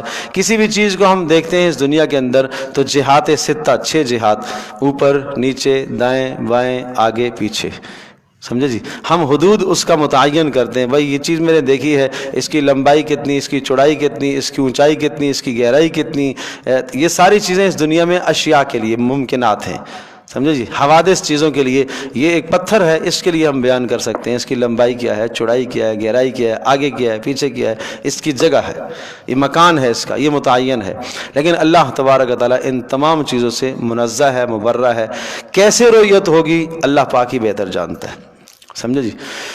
تو البتہ یہ ہے کہ لا تدرک الابصار، اور یہاں پر کہ اس دنیا میں تو نہیں دیکھ سکے گا، اس دنیا میں رؤیت نہیں ہے، اس دنیا کے اندر رؤیت نہیں ہے۔ اب رہی بات رسول پاک صلی اللہ علیہ وسلم کو اللہ پاک کی رؤیت، اللہ کا دیدار عالم بالا میں معراج کے موقع پر ہوا، تو وہ بھی عالم بالا ہے، وہ یہ دنیا نہیں ہے۔ بات اس دنیا کی ہو رہی ہے، یہاں لن ترانی کی جو بات ہے کہ تو مجھے نہیں دیکھ سکے گا، وہ اس دنیا کی بات ہے۔ اور دلیل بھی ہے نا اس کی، دیکھیے کہ اگر یہاں پہ اللہ پاک نے ڈانٹا ہی نہیں، بالکل نہ، کہ جو میں نے دیا اس کو شکر کر کے لے لیجیے۔ جی جی، جب نوح علیہ السلام جب ایک دعا کر رہے ہیں جی جی، تو اللہ پاک کی وہاں ڈانٹ ہے، اللہ تبارک و تعالیٰ نے، دیکھیں نا، ہاں نہ ہوتی تو یہاں بھی ڈانٹ ہوتی۔ دیکھو معلق جو کیا ہے اپنی رؤیت کو اللہ پاک نے۔ اب سوال یہ ہے کہ موسیٰ علیہ الصلوۃ والسلام کا کیا مطالبہ کرنا اس رؤیت کا، کیا کوئی بیجا مطالبہ تو نہیں تھا؟ تو نہیں، بیجا مطالبہ نہیں ہے، سمجھے جی۔ ہاں، اس لیے کہ اگلا لفظ یہ بتایا کہ وَلَٰكِنِ انظُرْ إِلَى الْجَبَلِ، آپ پہاڑ کو دیکھیں، اگر پہاڑ اپنی جگہ پر جم گیا تو مجھے دیکھ لو گے، لیکن پہاڑ ہی نہ جم سکا، سمجھے، پہاڑی برداشت نہ کر سکا۔ تو اس سے پھر علماء نے یہ لکھا ہے کہ یوں اگر آپ کہہ سکتے ہیں کہ ہاں ایک الگ بحث ہے، ایک علمی بحث ہے کہ ہاں ممکنات تو ہے، ممکن تو ایک چیز ہے لیکن واقع نہیں ہے، وقوع اس کا نہیں ہے۔ فلما افاق قال سبحانك تبت الیک وانا من المؤمنین، قال یا موسیٰ، پھر اللہ پاک کی طرف سے اب موسیٰ علیہ الصلوۃ والسلام پریشان تو ہو گئے کہ میں نے اللہ پاک سے جو مطالبہ کیا ہے شاید مطالبہ ٹھیک نہیں ہے، اور غمگین ہوئے اور فوری کہنے لگے تبت الیک، اللہ میں معذرت چاہتا ہوں، وانا اول المؤمنین، اور میں سب سے پہلے بن دیکھے مانتا ہوں۔ تو اللہ پاک نے ازالہ غم کے لیے، حزن کے لیے، تسلی کے لیے یہ کلمات کہے، یا موسیٰ انی اصطفیتک علی الناس، میں نے تجھے منتخب کیا ہے لوگوں پر برسالاتی، اپنے پیغامات پہنچانے کے لیے، اور میں تجھے شرف بخشا ہے بے کلامی، مجھ سے ہم کلامی کا تجھے شرف حاصل ہوا ہے، لہذا فخذ، آپ لے لیجئے، ما آتیتک، جو کچھ میں نے تجھے دیا ہے، جو کچھ میں نے تجھے دیا ہے، جتنی بھی نعمتیں آپ کو دیے، یہ کتاب ہے، اور جو آپ کو معجزات دیے ہیں، وکم من الشاکرین، اور اللہ کا شکر گزار بن جائیے۔ نبی تو ویسے بھی شکر گزار ہے، اس دوام علی الشکر کی طرف اشارہ ہے کہ شکر پر آپ دوام اختیار کیجئے۔ وَكَتَبْنَا لَهُ فِي الْأَلْوَاحِ مِنْ كُلِّ شَيْءٍ مَوْعِظَةً، اب مضامین کیا تھے تورات کے، اس کو بیان کیا گیا کہ جو ہم نے تورات دی اس کے کیا مضامین۔ وَكَتَبْنَا، اور ہم نے لکھا تھا، لہو، موسیٰ علیہ السلام کے لیے، فی الالواح، تختیوں کے اوپر۔ اب یہ کس چیز کی تختیاں تھیں؟ بعض نے کہا سونے کی تختیاں تھیں، بعض نے کہا کوئی بھی شے تھی، کوئی بھی تختیاں تھیں، ان تختیوں پر لکھا ہوا تھا، مضامین تورات کے لکھے تھے۔ من کل شیء موعظۃ، ہر ضرورت کی چیز، یہاں سے مراد احکام ضروری جو احکام تھے وہ لکھے ہوئے تھے۔ موعظۃ، نصیحت کی باتیں، وتفصیلا لکل شیء، اور ہر چیز کی تفصیل، ہر چیز کی تفصیل بھی ای ما یحتاج الیہ من امر الدین، دین کے معاملے میں جس کی طرف موسیٰ علیہ السلام محتاج تھے وہ سب لکھا ہوا تھا۔ فخذھا بقوۃ، آپ اس کتاب کو آپ پکڑیے مضبوطی کے ساتھ۔ یہاں مضبوطی سے مراد یہ ہے کہ اپنے اس فریضے کو آپ ادا کیجئے، یہ ہاتھ سے پکڑنا مراد نہیں ہے، عمل مراد ہے، عمل مراد ہے۔ اور وامر قومک، اور اپنی قوم کو بھی آپ اسی کا حکم دیجئے، یا خذو، تاکہ حاصل کریں، لیں اس کو، بے احسن، یا بہت احسن طریقے سے اس کو لیں، سوریکم دار الفاسقین، ان قریب میں دکھاؤں گا آپ کو فاسقین کا گھر۔ اب یہاں سے مراد سوریکم دار الفاسقین سے مراد ایک تو یہ کہ وہ جہاں ان کو جانا تھا، سمجھے، فلسطین کی بستی، وہاں قوم عمالقہ آباد تھی، تو آپ کو وہ گھر میں عنقریب دکھاؤں گا، مطلب یہ کہ آپ کو فتح دوں گا، وہ علاقہ فتح ہو جائے گا اور آپ کے اقتدار میں آئے گا۔ حضرت جی وہ ایک حدیث ہے جس کے اندر یہ چاروں کتابیں جو ہے وہ رمضان شریف میں جی جی ہوئی ہیں، جی جی اور یہاں ہم دیکھ رہے ہیں کہ یہ تورات جو ہے، اگر تورات مان لیں اس کو، تختیاں نہ مانیں، جی جی تو یہ 10 ذی الحجہ کو آ رہی ہے۔ جی جی تو کیسے تفریق ہوگی کہ رمضان میں چاروں کتابیں نازل ہوئیں اور یہاں 10 ذی الحجہ کی تاریخ آ رہی ہے؟ اصل میں یہاں تصریح تو نہیں ہے نا، آپ اس تصریح کی طرف ہم نہ جائیں، جب تصریح کہتے نہیں ہیں کہ تورات نہیں ہے، یہ تورات کے علاوہ تختیاں ہیں۔ بس یہ تو یہ ہے کہ یہاں تورات کی تختیاں، اکثر کی مراد یہ ہے کہ یہاں تورات ہی کی تختیاں مراد ہیں، تورات ہی کی تختیاں مراد ہیں، چونکہ یہ آنے کے بعد، یعنی فرعون اور اس کی قوم کے غرق ہونے کے بعد جو سب سے پہلا ہدف تھا وہ یہی تھا کہ تورات ملے اور کوئی مکمل نظام حیات ملے۔ تو مفسرین کے 100 صحیفے ہیں جن میں 10 صحیفے جو ہے وہ ملے ہیں موسیٰ علیہ السلام کو، یہ وہ 10 صحیفے ہیں جو تورات کے علاوہ ہیں، اور کیونکہ یہاں جو تاریخ ہے وہ الگ ہی ہے۔ اور ہاں بس اقوالات تو ہو سکتے ہیں، جی اقوال تو ہو سکتے ہیں، لیکن یہاں جو مراد ہے نا وہ اکثر کے نزدیک تورات ہی مراد ہے۔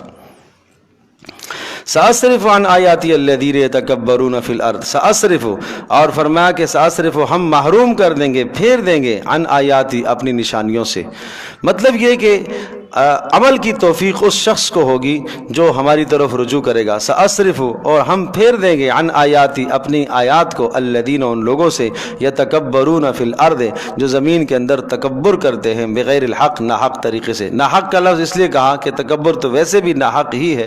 وَإِن يَرَوْا كُلَّ آیَةٍ لَا يُؤْمِنُوا بِهَا، اور اگر ہر قسم کی ان کو نشانی دکھائیں گے تو تب بھی یہ ایمان نہیں لائیں گے۔ وَإِن يَرَوْا سَبِيلَ الرُّشْدِ لَا يَتَّخِذُوهُ سَبِيلًا، اور اگر آپ ان کو دکھائیں گے، وَإِن يَرَوْا، اور اگر یہ دیکھیں، سبیل الرشد، ہدایت کے کسی راستے کو، تو لا يَتَّخِذُوهُ سَبِيلًا، یہ اس کو ہدایت کا راستہ نہیں بنائیں گے۔ یہ کب؟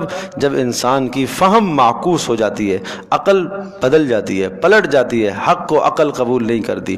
وَإِن يَرَوْا سَبِيلَ الْغَيِّ يَتَّخِذُوهُ سَبِيلًا، اور حال ان کا یہ کہ اگر ان کو گمراہی کے راستے نظر آئیں گے، يَتَّخِذُوهُ سَبِيلًا، تو ان کو یہ راستہ بنا لیں گے۔ کیا معنی؟ کہ گمراہی کے راستوں کو چلنے کے لیے تیار ہو جاتے ہیں۔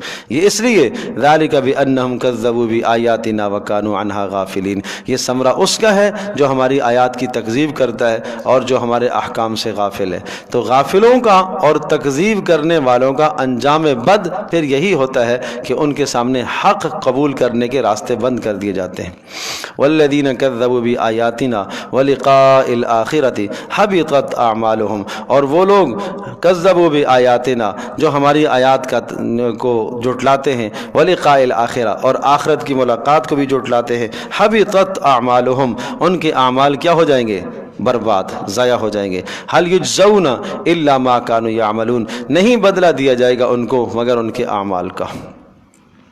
اس کے بعد واتخذ قوم موسیٰ من بعدہ من حلیہم عجلا جسدا لہ خوار، اب تذکرہ ہے موسیٰ علیہ السلام جب طور پر تشریف لے گئے اور پیچھے قوم کی جو تباہی اور ان کے دین کی ابتری ہوئی ہے اس کا تذکرہ، کہ قوم کی گوسالہ پرستی، بچھڑے کی پوجا، اور حضرت ہارون علیہ السلام کا بھرپور سمجھانا اور اس سمجھانے کے نتیجے میں بغاوت کا اتر آنا، اور پھر موسیٰ علیہ السلام کی ناراضگی کا اظہار، یہ 3 باتیں یہاں۔ واتخذ قوم موسیٰ من بعدہ، اور بنا لیا موسیٰ علیہ السلام کی قوم نے من بعدہ، موسیٰ علیہ السلام کے طور پر جانے کے بعد کیا بنا لیا؟ من حلیہم، اپنے زیورات سے. یہ زیورات ان کے پاس رہ گئے تھے جو انہوں نے عاریتاً، بعض نے کہا ان کے اپنے تھے، یا بعض نے کہا زیادہ راجح قول یہ ہے کہ فرعون کی قوم سے انہوں نے عاریتاً ایک مرتبہ لیے اور وہ ان کے پاس رہ گئے اور وہ تباہ ہو گئے. تو ان سارے کے سارے زیورات کو انہوں نے جمع کر لیا اور جمع کر کے ایک جگہ پر ڈالا، آگ لگائی اور اس سونے کو پگھلایا اور ڈھالا اور ایک شکل بنا دی. وہ شکل بنانے والا شخص ایک چودھری قسم کا آدمی تھا موسیٰ علیہ السلام کی قوم کا. سارے اس کے پیچھے چلتے تھے اور اس کی بات الٹی سیدھی حرکتیں بھی کرتا تھا، بات بھی اس کی لوگ سنتے تھے. تو سامری اسے کہا جاتا تھا. تو اس نے ایک بچڑے کی شکل بنائی، عجلاً جسداً لہو خوار. قرآن کہتا ہے کہ انہوں نے ایک عجل بنا دیا، ایک بچڑے کی شکل بنائی اور لہو خوار، جس کی آواز بھی تھی. اب یہاں مفسرین کے دو قول ہیں کہ کیا وہ واقعتاً حقیقت میں آواز تھی؟ تو راجح قول تو یہی ہے کہ ہاں حقیقتاً اس میں سے آواز آتی تھی، اور اس کا نام ہے استدراج. کہ اگر ایسا کام جو عام آدمی نہ کر سکتا ہو کسی نبی سے سرزد ہوتا ہے تو اس کو معجزہ کہا جاتا ہے، اور اگر ایسا کام جو عام آدمی نہ کر سکتا ہو کسی غیر نبی سے سرزد ہوتا ہے اور وہ متبع شریعت ہوتا ہے تو اسے کرامت کہا جاتا ہے. اور ایسا کام جو عام آدمی سرزد نہ کر سکتا ہو کسی غیر نبی سے جو متبع شریعت نہ ہو، دین کے اندر باغی ہو، نافرمان ہو، اس کے ہاتھ میں کوئی ایسی چیز ظاہر ہو جائے تو اس کو استدراج کہا جاتا ہے. اور اسی قسم کی ایسی بات کہ جو کسی نبی پر ظاہر ہو لیکن نبوت سے پہلے ظاہر ہو تو اس کو ارہاس کہا جاتا ہے. جیسا کہ رسول پاک صلی اللہ علیہ وسلم کی نبوت سے پہلے بہت ساری چیزیں اس قسم کی آپ علیہ السلام فرمایا کرتے تھے. میں یہاں سے گزرا، اس پتھر نے مجھے سلام کیا تھا، اس درخت نے مجھے سلام کیا تھا. تو ان چیزوں کو ارہاس کہا جاتا ہے. سمجھے جی؟ تو ایسا امر جو عام آدمی سے ظاہر نہ ہو سکے، اگر نبی سے نبوت سے پہلے ظاہر ہوتا ہے اس کو ارہاس، اور نبوت کے بعد تو اس کو معجزہ کہتے ہیں. اور غیر نبی متبع شریعت سے ظاہر ہو تو اس کو کرامت کہتے ہیں. اور غیر نبی لیکن متبع شریعت وہ نہ ہو، شریعت کا پابند نہ ہو، احکام کا پابند نہ ہو، اس سے ظاہر ہو تو اس کو استدراج کہتے ہیں. استدراج کا معنی ہے اللہ کی طرف سے ڈھیل ہے، مہلت ہے تمہیں. یہ ایک چیز اللہ نے تمہارے ہاتھ میں دکھا دی ہے، یہ استدراج ہے. اور اس کے پھر مقاصد کئی ہوتے ہیں. استدراج کا مقصد یہ بھی ہوتا ہے کہ دوسروں کے لیے آزمائش ہے کہ دیکھتے ہیں یہ کیا کرتے ہیں. اور یہ حقیقت یہی تھی کہ یہ آزمائش تھی کہ دیکھتے ہیں کہ یہ اس کو رب مانتے ہیں یا نہیں مانتے. اللہ پاک نے اتنے احسانات کیے ہیں، اللہ کو رب ماننا چاہیے یا اللہ کو چھوڑ کر کسی اور کو رب بنانا چاہیے؟ ظاہر ہے جس قوم کو اللہ پاک نے اتنی نعمتوں سے نوازا ہے، اتنے اللہ پاک نے عزتوں سے نوازا ہے، اس پر پھر حالات بھی بڑے سخت آئے. تو یہ قصہ ہوا عجلاً جسد لہو خوار.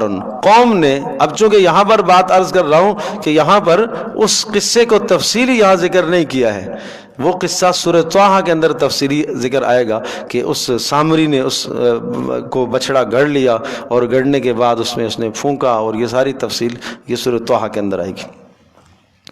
الم یروا انہ لا یکلمہم، معبود نہ ہونے کی ایک کھلی دلیل وہ یہ ہے، الم یرو، کیا یہ نہیں جانتے، انہ لا یکلمہم، کہ یہ بچڑا جس کو انہوں نے بنا لیا، جس سے آواز آ رہی ہے، اور وہ آواز ایسے پیدا ہو گئی تھی کہ وہ مٹی اٹھا لی تھی اس نے. اس سامری نے جب اللہ پاک نے جبریل کو بھیجا اور فرعون کے لشکر کے آگے آگے جبریل کا گھوڑا ہوا تو تب وہ پانی کے اندر سارا لشکر داخل ہوا، اور وہ گھوڑا جہاں پیر رکھتا تھا وہاں جگہ سبز ہو جاتی، سبزہ اگاتا. وہ مٹی اٹھا لی اس نے اور وہ مٹی اس میں ڈالی، اس کے اندر کوئی حیات کا عنصر تھا تو یہ آواز پیدا ہونے لگی. الم یروا انہ لا یکلمہم، کیا یہ نہیں جانتے تھے کہ وہ بات بھی نہیں کرتا، ولا یہدیہم سبیلا، نہ ان کو کوئی راستہ دکھا سکتا ہے. تو رب تو وہ ہوتا ہے جو راستہ دکھاتا ہے، رب تو وہ ہے جس نے موسیٰ علیہ السلام سے پیچھے بات کی ہے، ہم کلام ہوا ہے. اتخذوہ وکانوا ظالمین، اور انہوں نے اس کو معبود بنا لیا اور وہ تھے شرک کرنے والے. ظالم سے مراد یہاں پر شرک ہے.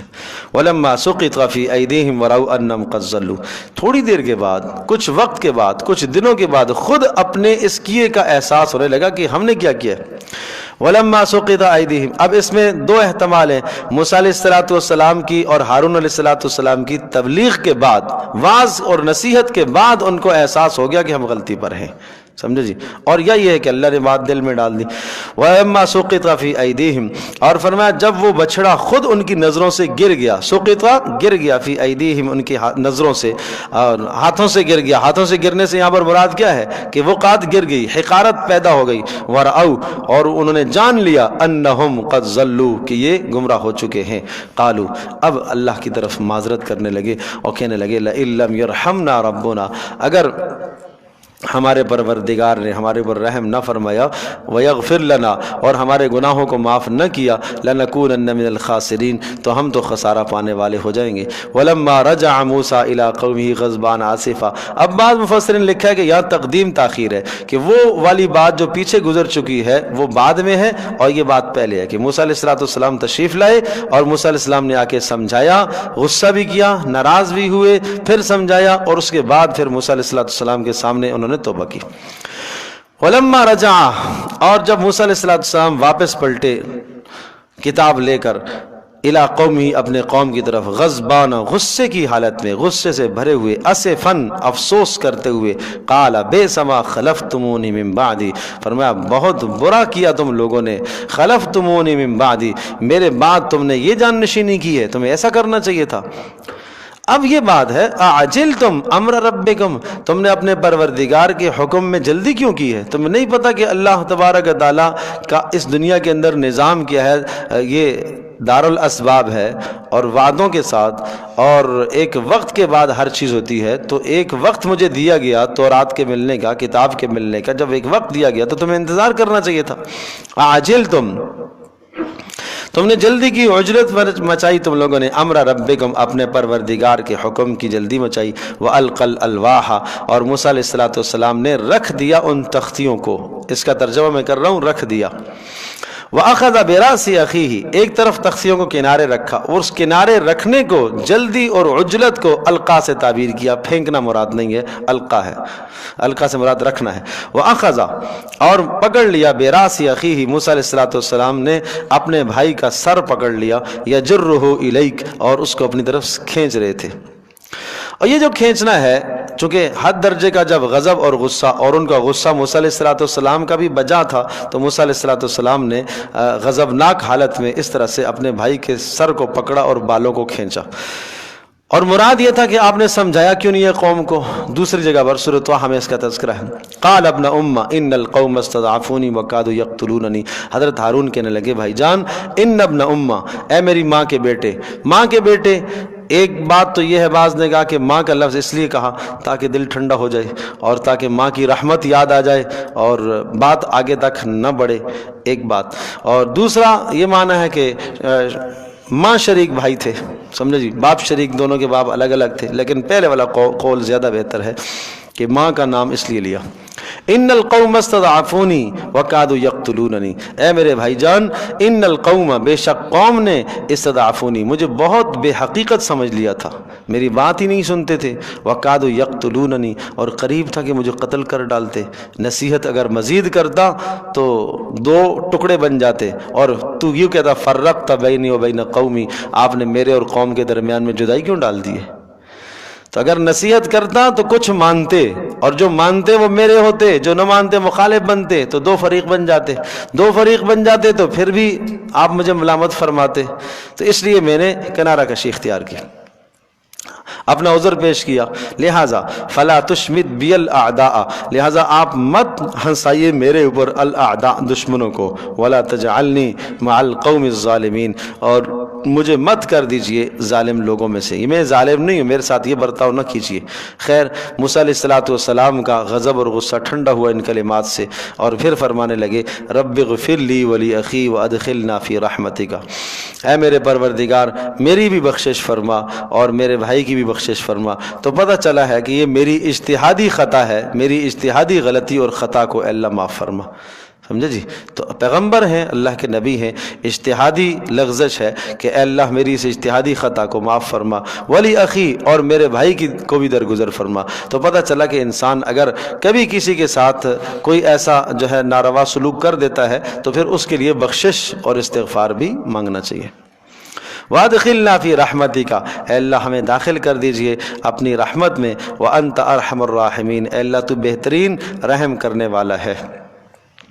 ان الذین اتخذوا العجل، اب ان لوگوں کا انجام گوسالہ پرستی جنہوں نے کی ہے، بچڑے کی پوجا کی ہے، ان کی ذلت اور رسوائی وہ کیسے ہوئی۔ ان الذین اتخذوا العجل، بے شک وہ لوگ جنہوں نے بنایا العجل، بچڑے کو معبود بنایا۔ ان الذین اتخذوا، جنہوں نے بنایا العجل الہا، مفعول ثانی محذوف ہوتا ہے یہاں پر۔ سینالہم غضب من ربہم، ان کو پہنچے گا ان کے پروردگار کی طرف سے غضب ہے، اگر انہوں نے توبہ نہ کی تو اللہ تبارک و تعالیٰ کی طرف سے غضب آئے گا۔ وذلۃ فی الحیات الدنیا، اور دنیا میں ان کی ذلت اور رسوائی ہوگی۔ وکذالک نجزی المفترین، اور یہی بدلہ ہم دیا کرتے تھے، یہی ہم بدلہ دیا کرتے ہیں المفترین، گھڑنے والوں کا، افترا کرنے والا، جو دین میں نئی نئی چیز ایجادات کرتے ہیں، بدعات گڑتے ہیں، اور ان کا یہی صلہ ہوا کرتا ہے۔ اور چونکہ پہلے سپارے کے اندر تفصیل موجود ہے، فَاقْتُلُوا أَنفُسَكُمْ ذَلِكُمْ خَيْرٌ لَكُمْ عِنْدَ بَارِئِكُمْ فَتَابَ عَلَيْكُمْ إِنَّهُ هُوَ التَّوَّابُ الرَّحِيمُ، کہ ان کی سزا یہ مقرر ہوئی ہے کہ اب تمہیں اپنے آپ کو مارنا پڑے گا، قتل کرنا پڑے گا، ایک دوسرے کو قتل کرنا پڑے گا۔ تو جنہوں نے بچڑے کی پوجا کی تھی، عبادت کی تھی، انہوں نے ایک دوسرے کو پھر قتل کیا، تو یہ توبہ کی قبولیت کی ان کے لیے شرط تھی۔ اور اس امت کو یہ سمجھایا گیا کہ دیکھو کتنا سخت مشکل حکم تھا، کتنا سخت مشکل حکم تھا، تو تمہارے اوپر وہ مشکل احکام ہم نے نہیں ڈالے ہیں کہ اگر کوئی گناہ کر دے تو اس وقت تک اس کی توبہ قبول نہ ہو جب تک اپنے آپ کو وہ قتل نہ کرائے۔ والذین عملوا السیئات ثم تابوا من بعدها وآمنوا ان ربک من بعدها لغفور الرحیم، اور فرمایا وہ لوگ جنہوں نے گناہ کیے، ثم تابوا من بعدها، پھر اس کے بعد انہوں نے توبہ کی، وآمنوا، اور پھر وہ ایمان لے آئے، ان ربک من بعدها لغفور الرحیم، تمہارا پروردگار بے شک ان گناہوں کے بعد بخشنے والا مہربان ہے۔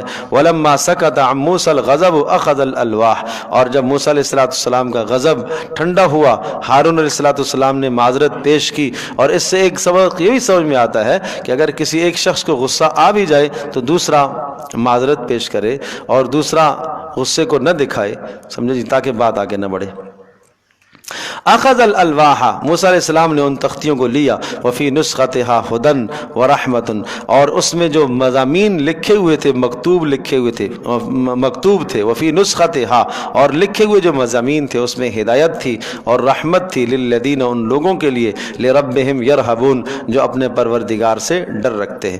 اب یہاں یہ بات ہے کہ اپنے پروردگار سے ڈر رکھتے ہیں، حالانکہ ہدایت تو سب لوگوں کے لیے ہے، تو ہاں مطلب یہ ہوا کہ ہدایت سے استفادہ وہ لوگ کرتے ہیں جو اپنے پروردگار کا ڈر رکھتے ہیں۔ جیسے قرآن ھدی للمتقین بھی ہے اور ھدی للناس بھی ہے، سب کے لیے ہدایت ہے، لیکن اس سے ہدایت حاصل کون کرتے ہیں؟ جو متقی ہیں۔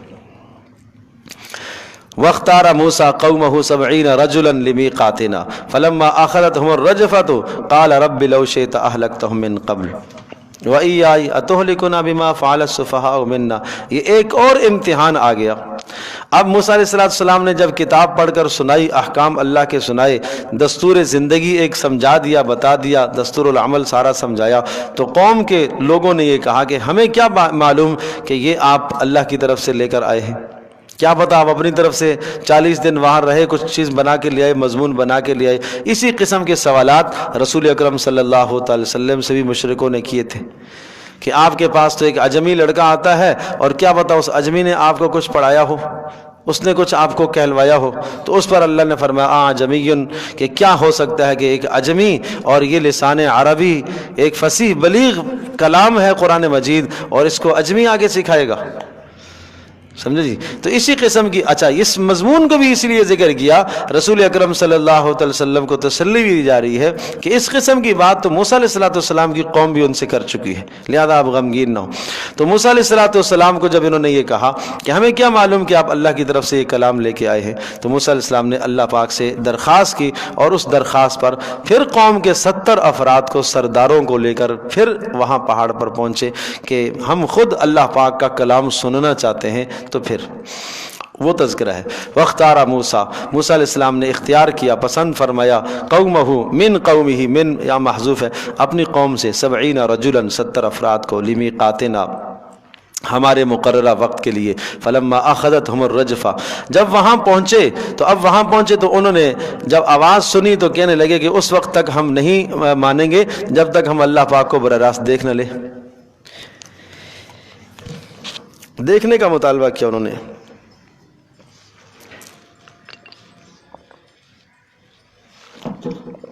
تو یہ ایک جاہلانہ حرکت تھی اور گستاخی والی حرکت تھی، اس لیے اللہ پاک کی طرف سے پھر ایک سزا ہوئی۔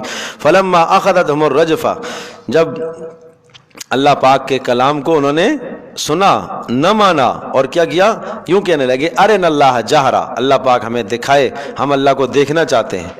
سمجھے جی؟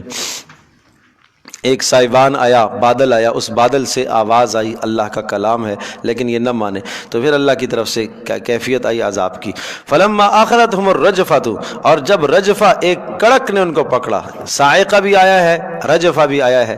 صاعقہ اور رجفہ کہتے ہیں زلزلے کو، اور صاعقہ کہتے ہیں اوپر سے آواز کو، تو ممکن ہے دونوں چیزیں جمع ہو گئی ہوں، دونوں چیزیں آئی ہوں۔ تو جیسا ہی یہ کیفیت ہوئی ہے عذاب کی، تو سب کے سب وہاں گر پڑے اور سب کی موت واقع ہو گئی۔ یا مفسرین کے دو قول ہیں، بعض نے کہا کہ موت حقیقت میں واقع نہیں ہوئی، ایسے بے ہوش ہو گئے جیسا کہ مرے ہوئے پڑے ہوئے، سمجھے، لیکن قرآن کے ظاہری الفاظ یہی بتا رہے ہیں کہ موت ہی واقع ہوئی ہے، موت واقع ہوئی۔ اور اللہ پاک کے لیے کیا مشکل ہے کہ موت واقع کر کے دوبارہ ان کو زندہ کرنا، گویا کہ ان کو یہ بھی سمجھانا تھا کہ جس پروردگار نے ابھی تمہیں موت دی ہے اور ابھی تمہیں اٹھایا ہے، وہ قیامت کے دن بھی تمہیں اٹھا سکے گا۔ تو قال رب لو شئت اہلکتہم، اب موسیٰ علیہ السلام نے جب ان کی موت دیکھی تو افسوس کرنے لگے اور اللہ سے التجا کی، اے میرے پروردگار، میں مانتا ہوں یہ امتحان ہے آپ کی طرف سے، یہ آپ کی طرف سے ایک امتحان اور آزمائش ہے، لیکن رب لو شئت اہلکتہم، اگر آپ چاہتے تو ان کو پہلے آپ ہلاک کر دیتے، وہ غرق میں ہلاک ہو جاتے، سمندر میں ہلاک ہو جاتے، پیچھے قوم کے سامنے ہلاک ہو جاتے۔ اب میں جب واپس جاؤں گا تو میں کیا قوم کو جواب دوں گا، سمجھے جی، من قبل، اس سے پہلے وَإِيَّایَ، اور مجھے بھی ہلاک کر دیتے تو قادر ہے، اَتُهْلِكُنَا، اے اللہ کیا آپ نے ہلاک کر دیا ہمیں، بِمَا فَعَلَ السُّفَهَاءُ مِنَّا، ہم میں سے چند بے وقوف لوگوں کی وجہ سے، کہ ان کی نادانی کی بنیاد پر اللہ اتنی بڑی آزمائش، ان ہی الا فتنتک، مجھے یقین ہے یہ آپ کی طرف سے ایک آزمائش ہے، لیکن میں رحم کی درخواست کرتا ہوں، تضل بہا من تشاء، جس کو تو چاہتا ہے اس سے گمراہ کرے گا، اور جسے تو چاہے گا تو ہدایت دے گا۔ یعنی اب جب تو زندہ کرے گا تو اس کے بعد جو نہیں مانے گا اس کے لیے گمراہی کے راستے کھلیں گے، اور جو مانے گا اس کے لیے ہدایت کے راستے کھلیں گے۔ انت ولینا، اے ہمارے پروردگار، تو ہی ہمارا دین اور دنیا دونوں جہانوں کے اندر ہمارا ولی، کام بنانے والا، فاغفر لنا، ہمیں درگزر فرما، ورحمنا، اور رحم فرما، دوبارہ ان کو زندہ فرما، اور وانت خیر الغافرین، اے اللہ تو بہترین معاف کرنے والا ہے۔ اور دوسری جگہ پر تذکرہ ہے ثم بعثناکم من بعد موتکم، پھر ہم نے ان کو زندہ کیا، ٹھیک ہے جی، ہاں، تو پھر زندہ ہوئے۔